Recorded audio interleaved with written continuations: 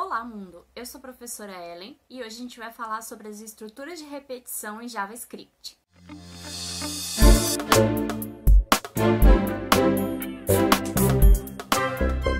Bom, aqui no meu NetBeans eu vou criar um novo projeto, HTML5, que nem a gente já está fazendo nas outras aulas. Pode colocar o nome de laços de repetição. Percebam que eu não estou usando acentuação, nem C cedilha no meu projeto. Aqui eu vou ter que botar 2 porque eu já tinha criado um antes para fazer um teste. Mas o seu pode ser laço de repetição mesmo. Sem C cedilha, sem acentuação, sem espaço, pode finalizar. Então ele está criando aqui o nosso projeto. Nós podemos fechar esses arquivos que ele abre automaticamente, eles são desnecessários para gente. Aqui eu vou tirar o comentário, que também não vou precisar. Vou aumentar um pouquinho a letra, lembrando, né, para aumentar a letra a gente usa o scroll do mouse. É só clicar e girar. Até existe uma configuração, eu não vou saber certinho aqui porque nesse está em inglês, mas se eu não me engano é aqui, isso. Em Tools, Options, aqui a gente tem o Fontes. E aí aqui, nesses 3 pontinhos, você consegue aumentar a fonte sempre. Então, se você abrir novos arquivos, ele sempre vai ficar com a fonte do tamanho que você escolher, tá? Então aqui eu vou botar laços de repetição. Aqui a gente não precisa se preocupar com a acentuação. É interessante que ela exista porque vai aparecer para o nosso usuário. Vamos colocar aqui um script. E primeiro eu vou falar para vocês sobre os laços que existem em JavaScript. Então, dependendo da linguagem, ela vai ter alguns laços de repetição. No JavaScript, a gente tem 5 laços de repetição diferentes. Hoje, a gente vai ver 3 desses, e quando a gente aprender vetores, aí a gente vai ver mais 2, que eles são utilizados quando a gente vai preencher vetores. Então, por enquanto, a gente vai precisar trabalhar esses 3 mesmo. Bom, o primeiro que eu vou falar para vocês é o while. O while, ele é bem conhecido, várias linguagens de programação utilizam ele. Então, quando a gente for fazer um while, a gente vai colocar uma variável para fazer uma comparação, para saber até onde que ele vai executar. Aqui você pode usar os comandos de maior, menor, diferente, igual também. Então, depende da lógica que você estiver utilizando, tá? Então, digamos que fosse menor que 1, só um exemplo. Aí você vai abrir chaves e aqui, entre chaves, você vai fazer o seu laço de repetição, ok? Então, assim a gente vai utilizar o while.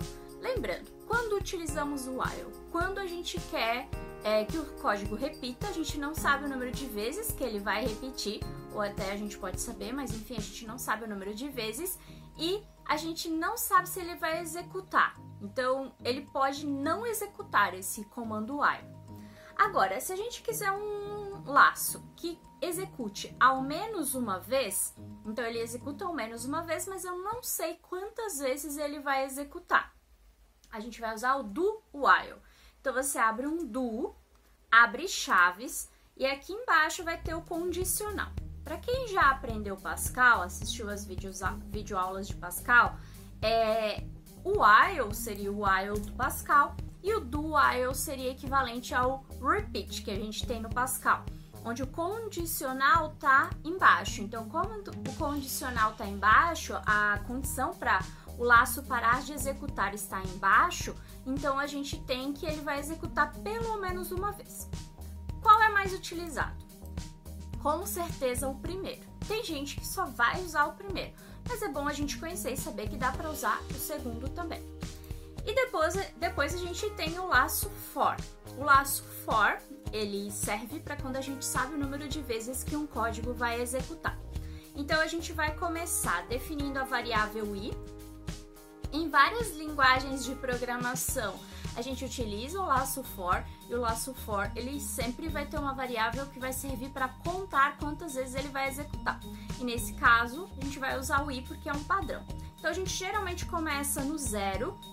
Posso começar no 1? Sim. No Pascal, por exemplo, a gente começa o for no 1. Só que a diferença é que no Pascal, o nosso vetor, ele vai estar na posição, vai começar a contar na posição 1. Nas outras linguagens, eu desconheço outra que seja igual ao Pascal, provavelmente deve existir, mas nas que eu conheço, a contagem da posição do vetor, ela começa no 0. Então é interessante a gente começar a trabalhar o nosso for também no 0, apesar de existir um comando for para a gente usar especificamente para vetores. Mas enfim, você pode começar no 1, pode começar no 0, dependendo da situação, posso começar num outro valor. Beleza, então você sempre vai começar assim, definindo que valor que o i vai começar, no caso 0.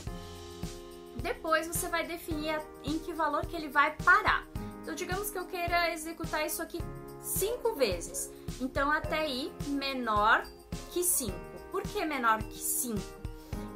Porque como a gente tem o 0 como sendo uma execução, o 0 vai contar uma vez. Então, na verdade, indo até 4, eu já executei 5 vezes, porque é 0 vezes, apesar de ser 0, mas não é 0 vezes, né? A primeira vez vai valer 0, a segunda vez vale 1, a terceira vez vale 2, a quarta vez vale 3 e a quinta vez vale 4, ok? E aqui eu vou usar um negócio que a gente chama de incremento. I mais mais. O que é esse mais mais? Quer dizer que ele vai contar de 1 em 1. Então, ele vai somando 1 no valor do i e ele vai executando. Então, dependendo da quantidade de vezes que você quiser executar o seu código, se você sabe o número de vezes, você usa o for. Se você não sabe o número de vezes, mas quer que ele execute pelo menos uma vez, usa o do. O do while, né? Não o do. E se você não sabe o número de vezes e não tem certeza se esse código vai executar ao menos uma vez, você usa o while. No próximo vídeo, nós veremos algumas aplicações utilizando cada um desses laços. Então, até lá!